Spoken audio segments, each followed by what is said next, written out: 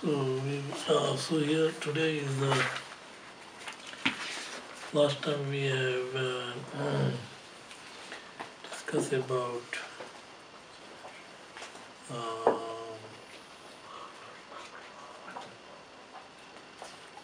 all the four depends on the mind, and all qualities depend on the mind. So all qualities depend on the mind. 6 categories.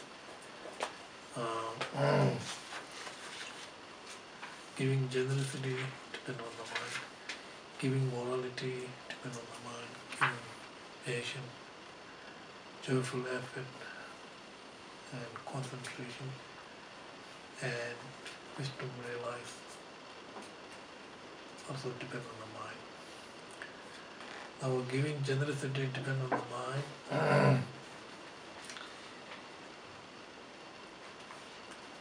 Two categories. Okay, number one is when you realize perfection of generosity, it's not necessarily all this object of generosity is completely subside. Number two is giving generosity depend on the habit and similarity. Okay, the number one, all giving generosity not depend on the object of generosity. So here is the text. Root text here.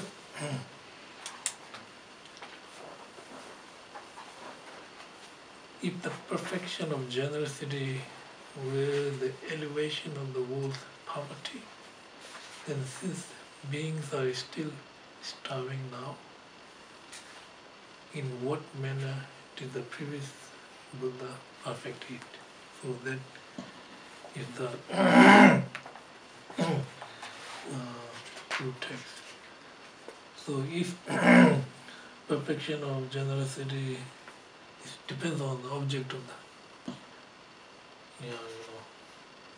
generosity, then we have to say that in the past Buddha, they are not complete generosity, but they are completely achieved the realization of the 6 perfections, realization of the 10 perfections, and they also practice this wisdom and merit without separating, conjoined together, and they achieve enlightened being. So in order to achieve enlightened being, so you need to first 2 obstacles, afflictive emotions which obscure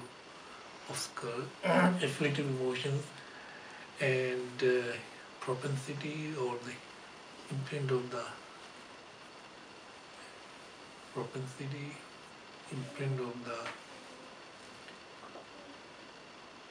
grasping mind, so, and object of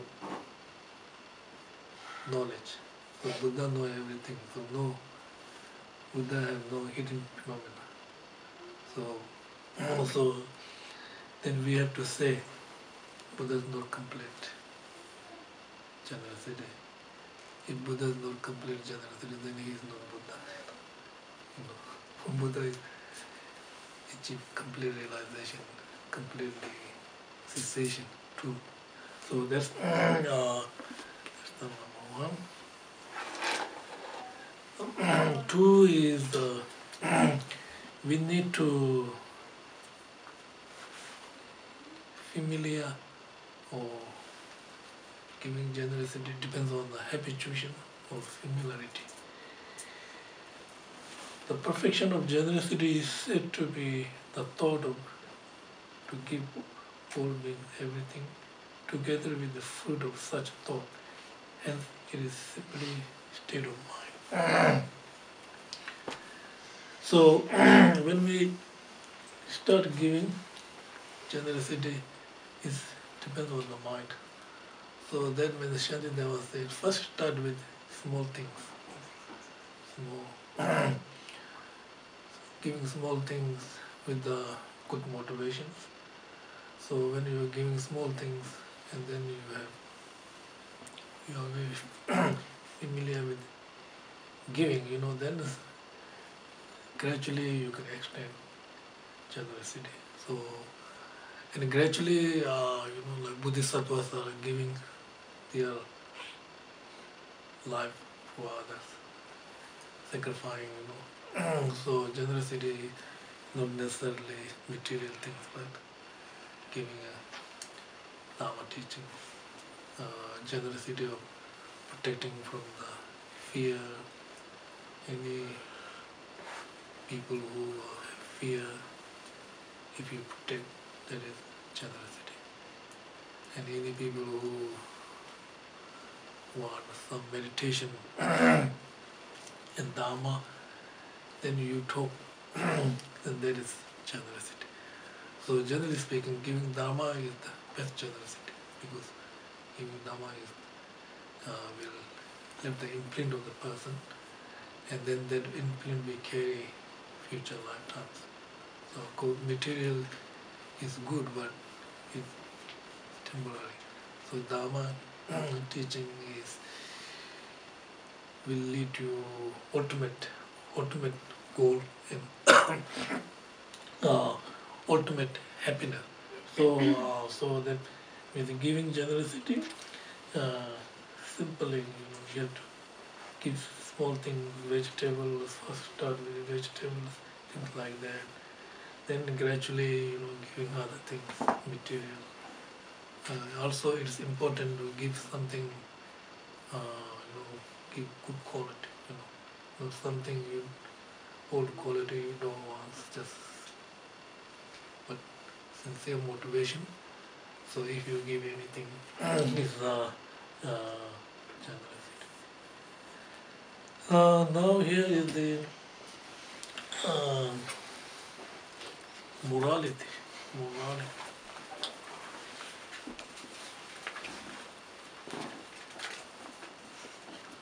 Morality. So here are two giving morality. Two points.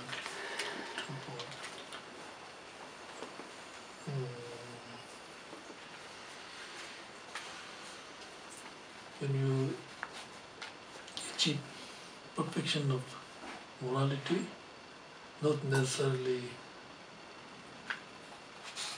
all sentient beings are cease. Still there are sentient beings are always there. And not necessarily. The second is giving give up on some second meditation on the morality. Oh, sorry, I am certain purchase. Certain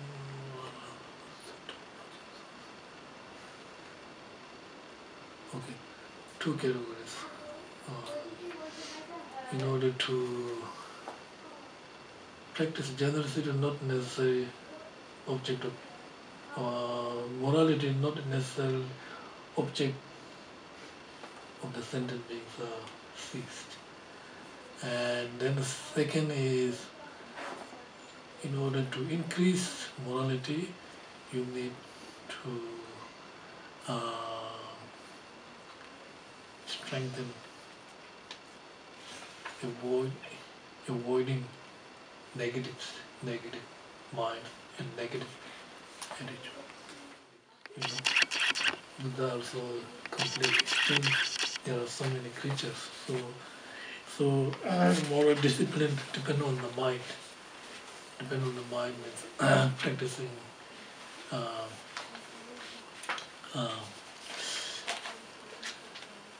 virtuous actions and avoiding non-virtuous actions. So thus your mind familiar with virtues, moral virtues, actions. So that is the definition of the generosity. Then unruly beings are, oh no, that one. So here, okay, so number one, so these have to make two categories. Now, whereas the killing of fish and other creatures has been eradicated means in order to achieve perfection of moral discipline, not necessarily creature has been eradicated. And then for the attainment of merely thought of forsake such thing, explain. So in order to accomplish moral discipline, we need to practice virtues, abandon non-virtuous actions. So this two. So this two lines. So we go with. So this one. So all this it depends on the mind, isn't it? So giving generosity, all this depend on the mind. So therefore, when we talk about what kind of mind we are talking about, all depends on the mind, because there are different types of mind. So here we are talking about all depends on the mind is talking about on the essential nature of the mind. Mind, essential nature of the mind is as it is. So when we do not recognize nature of the mind, so then it becomes, our mind becomes diluted and ignorant. Because this, what we call in the, Buddha said in the sutra called the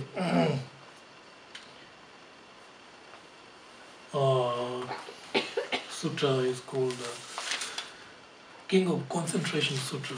So this is sutra explain about the Bodhisattva's activities and also explain about the Mahamudra, about mind.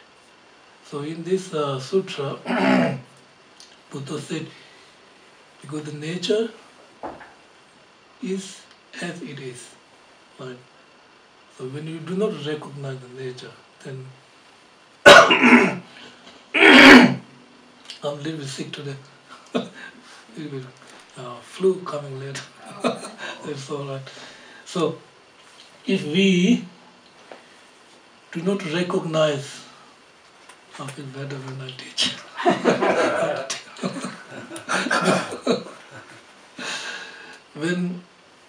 When you do not recognize the essential nature of the mind, so then it will turn into the ignorance and confusion.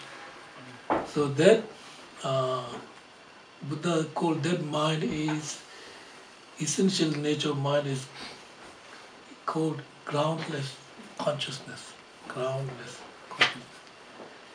Groundless. So that groundless consciousness or that groundless mind is neither virtuous nor non-virtuous. It is neutral mind. We call the intermediate mind.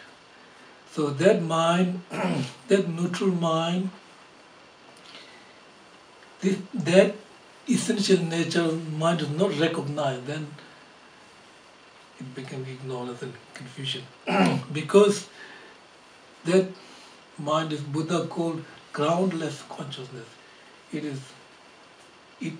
This mind has aspect of samsara, So if you do not recognize, then it is the base of samsara. It is the base of nirvana, everything. So this is Buddha called groundless consciousness. So in order to recognize this ground, why we are not recognizing this groundless and this neutral essential nature of the mind. So Buddha says there are five causes. Number one is we call that mind is unborn, non-arising mind. Unborn, non-arising mind. So this mind is, nature is empty, essence, nature is empty. At the same time, it has quality of luminosity, cognizing the object. So this mind, nature is empty. At the same time, it has quality of luminous. And so because of mind has such a great quality, it will, how can I say,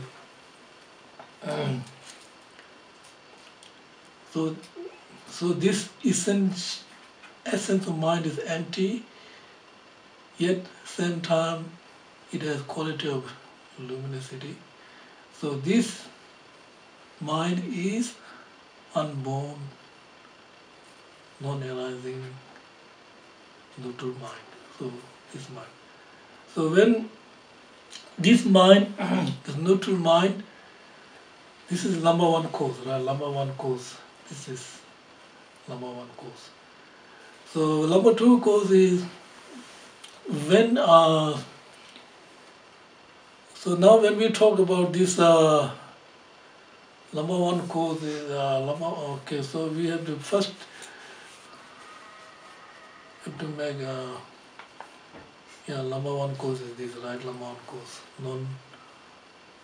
non-arising, unborn, natural, self-knowing mind. Now, because it has luminous quality, so therefore this mind also have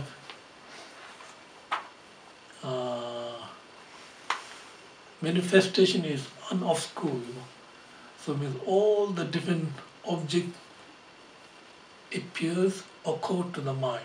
So doesn't matter, external, internal, deluded mind, negative, everything occur to the mind because it's the luminosity. But so this is the second cause. Third cause is incorrect knowing. Because incorrect knowing means our point is to see or to recognize this neutral, unborn, non-arising mind. So incorrect wrong way is conceptualizing such places, conceptualizing such as such. And then I will talk this later. This is number third cause. The fourth cause is when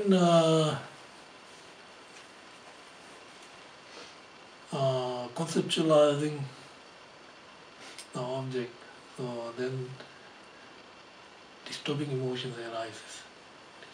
So 5 disturbing emotions arise. When disturbing emotion, this is number fourth cause. When disturbing emotion arise, then so then we accumulate karma. Karma is starting. So karma from the karmic seed and karma. So these five causes. Now let me explain the first one. Let me explain about that one in Sutra, Buddha says, right? So 8 consciousness. So among these 8 consciousness, 7 consciousness are ego and fixation, So kind of like eye consciousness, fixed object, ear, nose, tongue, mental, all deluded, they fix the object.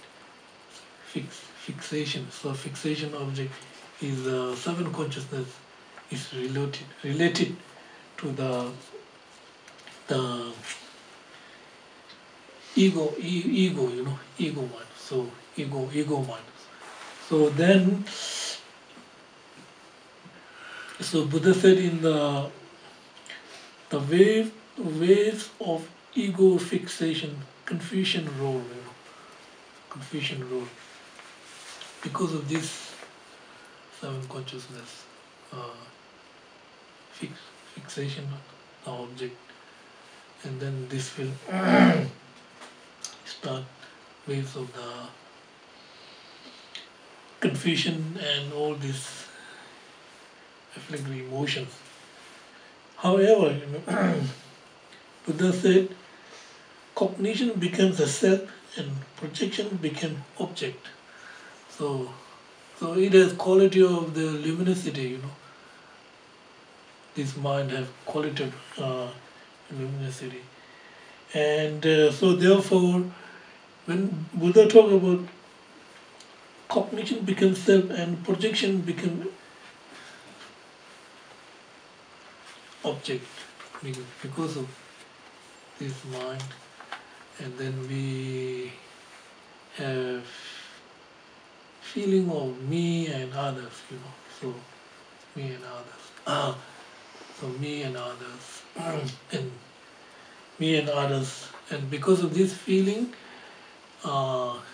deeply rooted on the grasping, and gradually you hold the object very solid, something, holding object because of your habit.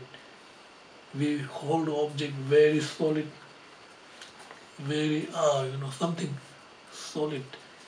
And therefore, in the projection, like, so because of our seven consciousness, which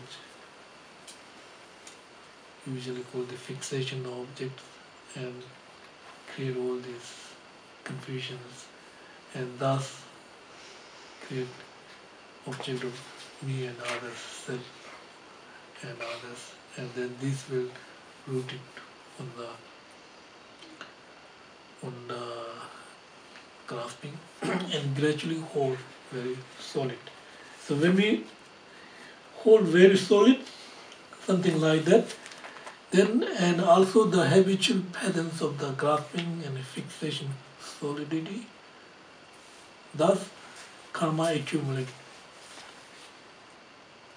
and fully ripen. So because of this, all these disturbing emotions occur. When disturbing emotions arise, then this will plant the seed and accumulate karma. Then when we plant the karmic seed, karma will ripen. When the karma is ripened, then we start in the samsara. We start in the rim of the water, wheel of samsara turns. So remember, this groundless consciousness is the basis of samsara. It is the basis of nirvana. So when we do not recognize, turn into the samsara. When we recognize, turn liberation. So this is the point, right? But even when it is turned, its essence is unstained. So that's the point. Because this groundless consciousness is empty. Essence is not polluted. It is from beginning to the end, it is completely essence, empty and luminosity.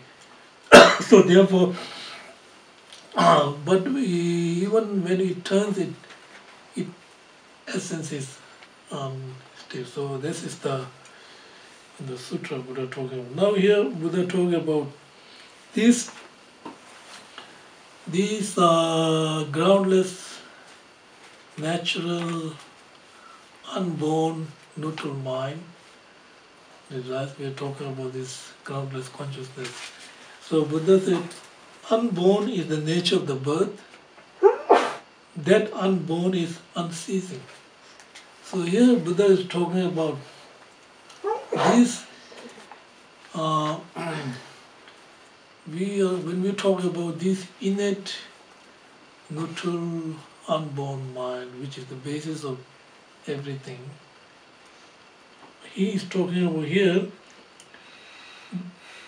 If there is no born, there is no ceasing, right? How can we speak about ceasing without born? When we talk about ceasing, we have something of the born, If there is nothing born, we cannot speak about ceasing, right? So this mind is exactly like that, unborn, unceasing. There is nothing we can say, this neutral mind coming, remaining and departure. Usually we talk about like that, right? Our feeling, our recognition, our experience, talking about coming, remaining and departure, our mind, conceptual mind. When apprehend the object, that something is coming, then stay a little while and departure. So that's how conceptual mind apprehend the object. But this mind is unborn, unceasing. We cannot say it's born. We cannot say this is the time of the ceasing this mind. It is just without born, without ceasing, just continuation. It is the base of everything for its groundless consciousness. However, this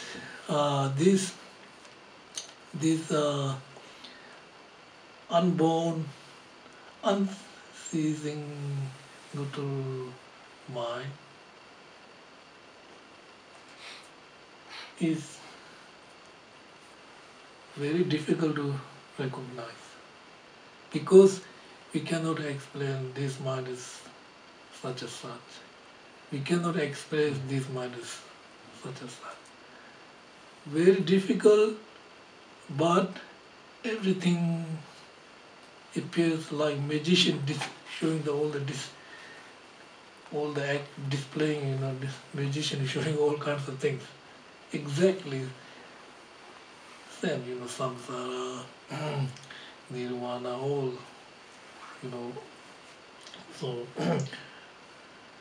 from this mind, difficult to express various magical display of samsara and nirvana arise.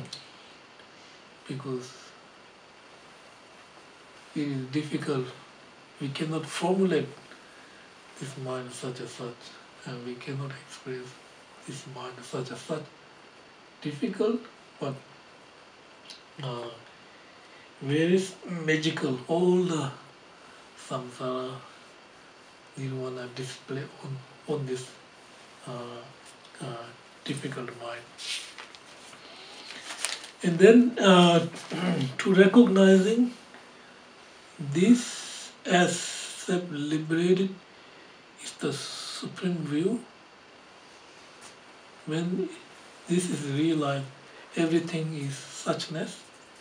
When there are no obscurations or attainment, this is the innate nature. When conceptual mind is transcended, this is the ultimate goal. So when we recognize this supreme, this mind, self-liberation, free from. So this mind is not fixed, not fixation. So free from the fixation. So if you are free from the fixation, doesn't matter. Everything appears your mind is suchness. Essential nature is dharma. That means emptiness. Wisdom body. Luminous quality is Sambhokaya body, and unobstructed knowledge is Nirmanakaya body. So this essence of three bodies, wisdom body, emanation body, complete enjoyment body and imagination body.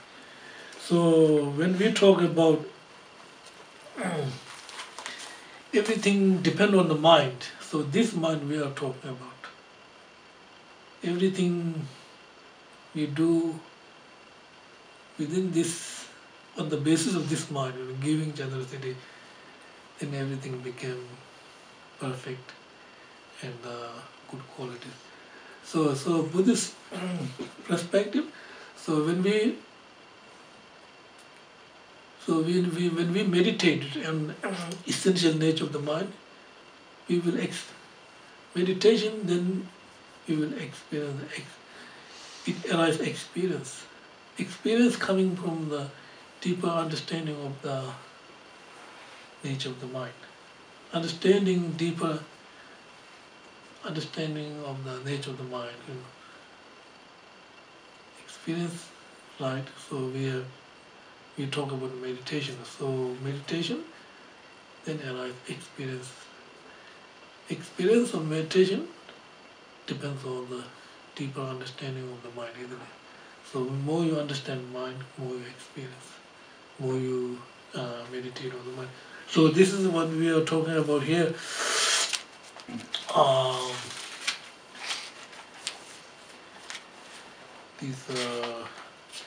Everything depends on the mind. So we are talking about that mind, okay? Let me ask some questions today. Geshe, what is meant by shared and unshared mind? Shared An unshared mind, that all sentient beings with certain karmic tendencies will have the same mind and the attributes will appear to them and will have a shared mind. Unshared mind is like nature. Shared mind is kind of like, unshared mind is like all mind, nature is same. Like, no different. No matter who, mind, nature is exactly same. But now that does not mean we have individual mind. So your individual mind is you belongs to you, right? Unshared mind, this nature mind is not individual, but you have your individual mind. So your individual body and your individual mind belongs to you, right? But your essential nature mind is same like every, no differences, right? Doesn't matter, right? Geshe, you spoke about the generosity, and generosity, does that purify, does that help purify negative karma, or does it just create positive karma into the future? Both. Purifying and accumulating merit. Like giving generosity is dharma, so purifying your negative karma. So if we want Especially generosity is antidote of the motherliness. Generosity is antidote. If we So when you practice generosity, so that will purify the motherliness, negative karma. Because it is antidote of motherliness. Of 6. Patience is antidote of hatred.